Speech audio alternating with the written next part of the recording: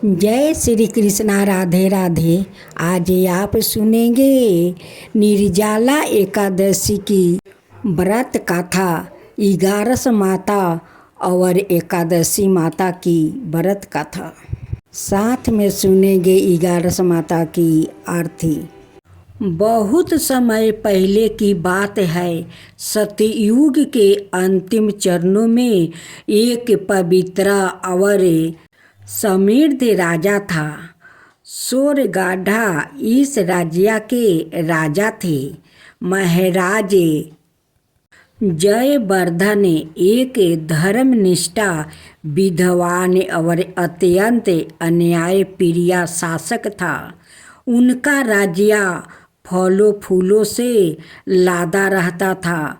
नदियों निर्मल बहती थी, खेतों में सोना उगती थी और प्रजा राजा को भगवान मानते थे।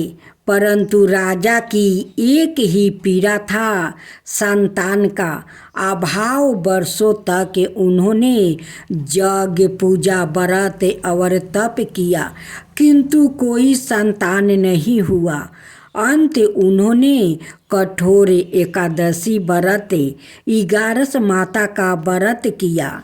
12 बरस तक उन्होंने हर एकादशी को उपवास रखा, 11 माता की विधि पूर्वक पूजा की और हृदय से प्रार्थना की, माता मुझे एक नहीं 2 कन्या दो, जो इस राज्य की शोभा हो, मेरा कुल दीपक बने। तब एक रात सपने में 11 माता प्रकट हुई। उन्होंने कहा, हे राजवर्धन, तुम्हारे व्रत, तप और श्रद्धा से मैं प्रसन्न हूँ। मैं तुम्हें 2 कन्या दूंगी, परंतु स्मरण रहे, वो साधारण नहीं होगी। उनके प्राण उनके शरीर में नहीं होगा, बल्कि एक पवित्र तोते में बंद होगा। ये तोता तलहाटी में शपथ गंधा बन के एक दिव्या कल्प वृक्ष पर रहता है। उसे पकड़ कर ही कन्या धरती पर जन्म लेगी। प्रात होते ही राजा ने 100 सैनिकों को भेजा और महीनों की खोज के बाद वो दिव्या हरे पंखों वाला तोता पा गया। उसके पंखों में हल्का स्वर्ण आभूषण था और आँखों में ब्रह्मा ज्ञान की चमक। जब वो तोता दरबार में महल गया, तब राजा की रानी को गर्भ धारण हुआ। ठीक 9 महीना बाद 2 पुत्रिया का जन्म हुआ। दोनों को नामकरण हुआ, राजकुमारी सुरभि और राजकुमारी माधवी। दोनों कन्याओं को नाम पड़ा। सुरभि शांत, गंभीर और अद्भुत बुद्धि की धनी थी और शास्त्र, वेद, ज्योतिषी और युद्ध काल में निपुण होती गई। माधवी हंसमुख, चंचल और संगीता और चित्रकाल में पारंगत हुई। दोनों बहनों में अतुलनीय प्रेम थी। वो हर पल साथ रहती थी, साथ खेलती थी, गाती और साथ सोती थी। लेकिन महल के सबसे गुप्त कक्ष में एक स्वर्ण नगरा था। उसमें एक दिव्या सोने का पिंजरा रखा था, जिसमें वो तोता सुरक्षित था। उसे दिन में 7 बार गंगा जल से स्नान कराया जाता था। उसके लिए विशेष फल तैयार होते और हर एकादशी को 11 माता की पूजा के साथ तोते की भी विशेष आरती होती।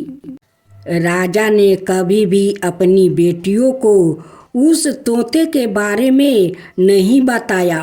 परंतु दोनों बहनों को जब जब रात में सपना आता, एक दिव्या नारी स्वर में कोई कहता, अपने जीवन का सार समझो, अपने प्राणों की रक्षा करो। 11 माता कर रही है, परंतु परीक्षा की घड़ी दूर नहीं है। एक दिन जब बहनों की उम्र 16 साल की हुई, राज्य में एक विदेशी राजकुमार आया। राजकुमार वीरगद्दे, वो वीर था, सुंदर था, परंतु भीतर से अभिमानी और लोभी था। जब उसने सुरभि और माधवी को देखा तो चकित रह गया। उसने सोचा, इन दोनों में से कोई एक मेरी रानी होगी और मैं पूरे स्वर्ग का स्वामी बन जाऊंगा। लेकिन सुरभि ने विवाह से इनकार कर दिया। मैं अपने राज्य का लिए जीती हुई किसी हंकारी के साथ विवाह नहीं करूँगा। उसने कहा, वीरगद्दे का अभिमान आहत हुआ है। वो बदले की भावना से भर उठा। उसने एक रात महल के सेवक को लालच दिया और उस तोते को चुरा लिया। तोते को छूटते ही राजमहल में भूकंप जैसा कंपन हुआ। दोनों बहनों को एक साथ तेज पीड़ा हुआ। वो अचेत हो गई। तभी एक दिव्या प्रकाश में 11 माता सवाए प्रकट हुई। उन्होंने राजा से कहा, प्रभु, समय आ गया है जब सत्य और श्रद्धा की परीक्षा होगी। वो तोता आप राक्षसी परावृत्ति के हाथ में है। केवल श्रद्धा, व्रत और सच्चे प्रेम से ही उसे पुण्य पाया जा सकता है। माधवी को सवाए उस मार्ग पर जाना होगा जहाँ वो अपने प्राणों के साथ बहन के भी प्राणों की रक्षा करे। माधवी ने निश्चय किया। वो 11 माता का व्रत रखते हुए अकेली पर्वत की ओर निकल पड़ी। नंगे पैर, बिना भोजन किए, केवल जल पर उसने 11 माता की गाथा का जप किया। हर द्वादशी पर उपवास रखा और हिमालय की तलहटी में सप्तगंधा वन तक पहुंची। वहाँ एक गुफा में उसे तोते को देखा, पिंजरे में कैद और चारों ओर अंधकार था। जब वो तोते की ओर बढ़ी तो राक्षसी शक्ति प्रकट हुई। वीरगद्दे सवाए एक मायावी शक्ति में बदल गया था। युद्ध छिड़ गया, भावनाओं, धर्म का, श्रद्धा का। माधवी ने कहा, मैं अपने प्राण दे सकती हूँ, लेकिन अपनी बहन और राज्य का रक्षा के लिए रोक नहीं सकती। तभी 11 माता ने प्रकाश रूप में प्रकट होकर कहा, बेटी, तू परीक्षा में उत्तीर्ण हुई। तेरा प्रेम, त्याग और तप मेरी कृपा का पात्र है। उन्होंने उस तोते को आशीर्वाद देकर मुक्ति कर दिया और दोनों बहनों के प्राण उनके शरीर में वापस स्थिर कर दिया। वीरगद्दे की मायावी शक्ति भस्म हो गई। माधवी को वरदान मिला, तेरा नाम योग तक याद किया जाएगा। 11 व्रत की रक्षा करने वाली कन्या के रूप में जब राजमहल में माधवी और तोता वापस आए, सुरभि की आंखों से आंसू बह निकले। उसने बहन को गले लगाकर कहा, तू सिर्फ मेरी बहन नहीं, मेरी जीवनदाता है। राजा ने इगारस माता का वैभव मंदिर बनवाया, जहाँ आज भी हर एकादशी को स्त्रियाँ इगारस माता का व्रत करती है, ताकि उनके परिवार पर कभी संकट ना आए। अब सुने एकादशी माता की कथा। भगवान विष्णु बोले, हे इंद्र, ऐसा मायावी दैत्य कौन है जिसने सब देवताओं को जीत लिया है? उसका क्या नाम है? उसमें कितना बल है और किसके आश्रय है और उसका स्थान कहाँ है? यह सब मुझसे विस्तार पूर्वक कहो। भगवान के ऐसे वचन सुनकर इंद्र बोले, हे सबरव्यापी, भगवान प्राचीन समय में चंद्रावती नगरी में नारी जंघ नाम का एक राक्षस था। उसी के महापरिक्रमी और लोक विख्यात मूर नाम का पुत्रा ने सब देवताओं को स्वर्ग से निकाल कर वहाँ अपना अधिकार कर लिया है। वो इंद्र, अग्नि, वरुण, यम, बाहु, ईशा, चंद्रमा, नैतिरत आदि सबके स्थान पर अधिकार करके और सूर्या बनकर आप ही प्रकाश करता है। सवाई मेघ बन बैठा है और सबसे अजय है। हे असुर निकंदन, उस दुष्टों को मारकर देवताओं को निर्भय बनाइए। इंद्र के ऐसे वचन सुनकर भगवान विष्णु बोले, हे देवताओं, मैं शीघ्र ही तुम्हारे शत्रु का संहार करूँगा। तुम चंद्रावती नगरी को जाओ। इस प्रकार कहकर भगवान सहित सब देवताओं ने चंद्रावती नगरी की ओर प्रस्थान किया। उस समय दैत्यपति मूर दैत्य सेना सहित युद्ध भूमि में गरज रहा था। उस बलवान असुर की गर्जना सुनकर सब देवता भय के मारे चारों दिशाओं में भागने लगे।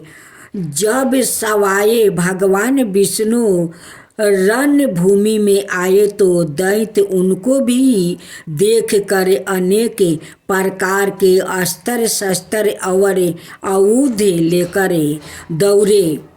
भगवान ने उनको आते देखकर सर्प के समान अपने बाणों से उनके शरीरों को बींध डाला। अनेक दैत्य उनके हाथों से मारा गया। केवल एक मूर ही बाचा रहा। वो अविचल भाव से भगवान के साथ युद्ध करता रहा। भगवान जो भी छीन बाण उसके शरीर में मारते, वो उसके लिए पुष्पा के समान हो जाते। शास्त्रों के प्रहार से उसका शरीर छीन बीन हो गया, परंतु वो फिर भी युद्ध करता ही रहा।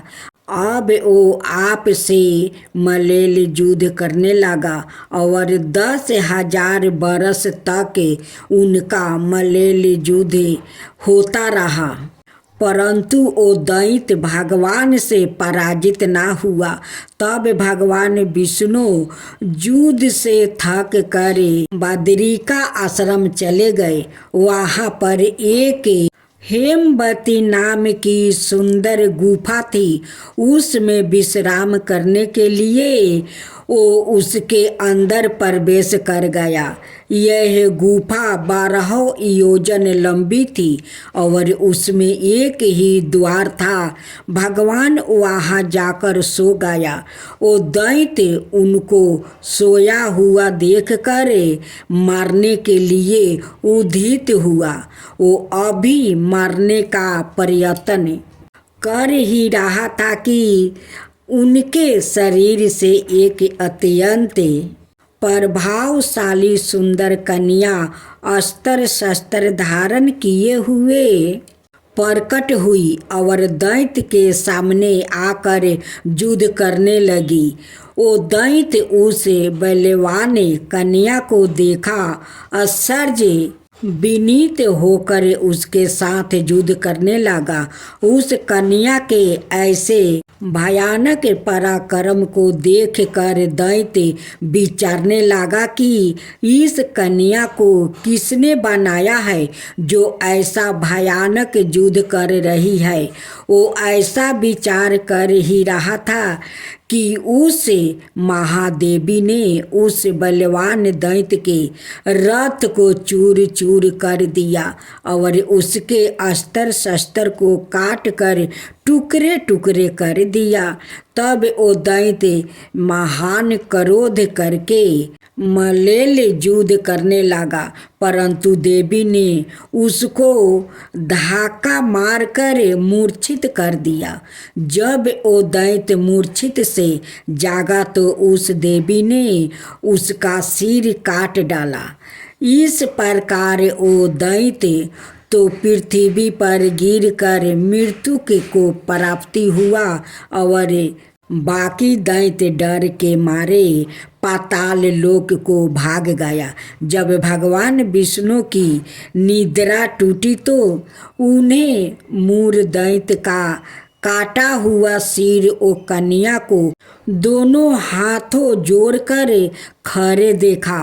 तब भगवान उस कन्या से पूछने लगे कि हे देवी, जिस दैत्य से इंद्रादि के सब देवता भयभीत होकर स्वर्ग से भाग गया था, उसको किसने मारा है? वो कन्या कहने लगी कि भगवान, जब आप निद्रा में थे तो यह दैत्य आपको मारने के लिए उद्यत हुआ। उस समय आपकी योग माया द्वारा आपके शरीर से प्रकट होकर मैंने इस दैत्य को मार गिराया है। यह सुनकर भगवान कहने लगे कि हे देवी, तुमने देवताओं के भय को दूर करके बड़ा भारी कार्य किया है। अत तुम अपनी इच्छा अनुसार वर मांगो। तब वो देवी बोली, हे भगवान, यदि आप मुझे वरदान देना ही चाहते हैं तो यह वरदान दीजिए कि जो कोई भी मेरा व्रत करे उसके सब पाप नष्ट हो जाए और अंत में मोक्ष को प्राप्ति होवे। जो इस व्रत का पुण्य है उसका आधा रात्रि को भोजन करने वाले को मिले और जो एक बार भोजन करे उसको भी आधा फल प्राप्ति हो जाए। मनुष्य भक्ति पूर्वक मेरे व्रत में एक बार भी भोजन ना करे, उसको धर्म धन और मुक्ति प्राप्ति हो। भगवान ने कहा, हे कल्याणी, ऐसा ही होगा। मेरे और तुम्हारे भक्ति एक ही होगा और वो अंत में मोक्ष को प्राप्ति करके मेरे लोक को जाएगा, क्योंकि तुम एकादशी को प्रकट हुई हो और तुम्हारा नाम एकादशी ही होगा। तुम मुझे सब तीर्थों से प्रिया हो, इस कारण तुम्हारे व्रत का फल सब तीर्थों से भी अधिक फल देने वाला होगा। ऐसा कहकर भगवान अंतर्ध्यान हो गए और प्रभु के उत्तम वचनों को सुनकर एकादशी माता प्रसन्न हुई। भगवान श्री कृष्णा कहते हैं कि युधिष्ठिर, सब तीर्थों के फल से एकादशी व्रत का फल सर्वश्रेष्ठ है। एकादशी व्रत करने वाले को मैं मोक्ष पद देता हूँ, उसके शत्रुओं का नाश और समस्त विघ्नों का नाश करता हूँ। यह मैंने तुमको एकादशी माता की सब पीरतंत्र बतलाया है। एकादशी माता पापों को नष्ट करने वाली है और सिद्धियों की देने वाली है। उत्तम पुरुषों को दोनों पक्ष की एकादशियों समान ही सामना करना चाहिए। कोई भेदभाव नहीं समझना चाहिए। जो मनुष्य इस एकादशी के महात्म्य को पढ़ता अथवा सुनता है उसको अश्वमेध यज्ञ का फल प्राप्ति होता है और वो करोड़ों बरस तक विष्णु लोक में वास करता है। वहाँ भी उसका पूजन होता है। जो मनुष्य एकादशी माता की महात्म्य के चौथे भाग को पढ़ता है उसके भी अनेक पाप नष्ट हो जाते हैं। विष्णु धर्म के बराबर दूसरा कोई धर्म नहीं है और एकादशी व्रत के समान और कोई दूसरा व्रत नहीं है। एकादशी की आरती। ओम जय एकादशी माता, जय एकादशी माता। विष्णु पूजा व्रत को धारण कर सकती, मुक्ति पाता तेरे नाम गिनाऊं देवी। भक्तन परिधान करनी गुण गौरों की देवी। माता शास्त्रों में बरनी, मार्ग शीर्ष के कृष्ण पक्ष में उत्पन्न होती। शुक्ल पक्ष में मोक्षदायिनी पापों को धरती। पूषी मास के कृष्ण पक्ष की सबला नाम कहे। शुक्ल पक्ष में होए पुत्र राधा, आनंद अधिक रहे। नाम सटतीला माघी मास में कृष्ण पक्ष आवे। शुक्ल पक्ष में जाया कहावे, विजया सादा पावे। विजया फागुन कृष्ण पक्ष में शुक्ला अमलखी। पाप मोचिनी कृष्ण पक्ष चैत्र मास बल की। चैत्र शुक्ल में नामिका में धन देने वाली। नाम बरथुनी कृष्ण पक्ष में बैसाखी माहुली। शुक्ल पक्ष में हुई मोहिनी अपराज कृष्ण पक्षी। नाम निर्जला सब सुखी करनी, शुक्ल पक्ष रखी। योगिनी नाम आषाढ़ में जानो, कृष्ण पक्ष बरनी। देवसायिनी नाम कहावे, शुक्ल पक्ष धरनी। कमी का श्रवण मास में आवे, कृष्ण पक्ष कहिए।